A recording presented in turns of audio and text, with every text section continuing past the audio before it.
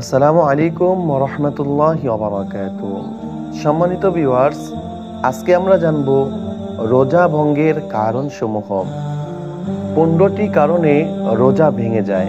এজন্য যেহেতু আমরা রোজা রাখি, আমরা মুসলিম, সেহেতু আমাদের প্রত্যেকের এই 15টি কারণ জানা থাকা অত্যন্ত জরুরি। যদি এই কারণগুলো না জানা থাকে তাহলে আপনার মনের অজান্তেই আপনার রোজাগুলো ভেঙে যাচ্ছে, আপনি টেরই পাইতেছেন না।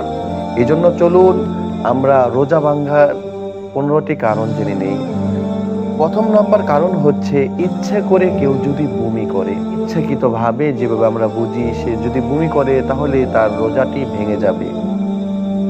দ্বিতীয় নাম্বার হচ্ছে বমির কিছু অংশ, অর্থাৎ বমি করার সময় অথবা অল্প একটু বমি মুখ দিয়ে বের হইতেছিল, এমন তো অবস্থায় সে বাহিরে নেওয়া ফেলে দিয়ে সেগুলো গিলে ফেললো, এমন তো অবস্থায়ও তার রোজা ভেঙে যাবে।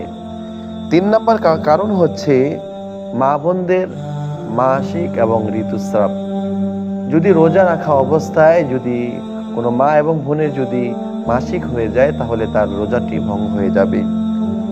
4 নাম্বার হচ্ছে ইসলাম যদি কেউ ত্যাগ করে, অর্থাৎ ইসলাম থাকা অবস্থায় সে রোজা রেখেছে এবং রোজা রাখার পর সে এমন কিছু কাজকর্ম করলো বা এমন কোনো কথা বললো যার দ্বারা ইসলাম থেকে সে খারিজ হয়ে যায়, যদি এমন কথা বলে তাহলে তার রোজা নষ্ট হয়ে যাবে। 4 নাম্বার হচ্ছে গ্লুকোজ বা শক্তিবর্ধক ইনজেকশন বা স্যালাইন নেওয়া। এই জন্য রোজা রেখে কোনোভাবেই ইনজেকশন নেওয়া যাবে না, যেটা শক্তি শরীরের মধ্যে বৃদ্ধি করে। 6 নাম্বার হচ্ছে প্রস্রাব পায়খানার রাস্তা দিয়ে ঔষধ বা অন্য কিছু শরীরে প্রবেশ করানো। প্রস্রাব বা পায়খানার যে রাস্তা আছে ওই রাস্তা দিয়ে কোনো ঔষধ ভিতরে প্রবেশ করানো, তাহলে রোজা নষ্ট হয়ে যাবে। 7 নাম্বার হচ্ছে রোজাদারকে জোর করে কেউ যদি কিছু পান করায় অথবা খাওয়ায় তাহলে তার রোজা ভেঙে যাবে, যদিও সে ইচ্ছাকৃতভাবে খাচ্ছে না, অন্য কেউ তাকে জোর করে খাওয়াচ্ছে, এমন তো অবস্থায়ও তার রোজা ভেঙে যাবে।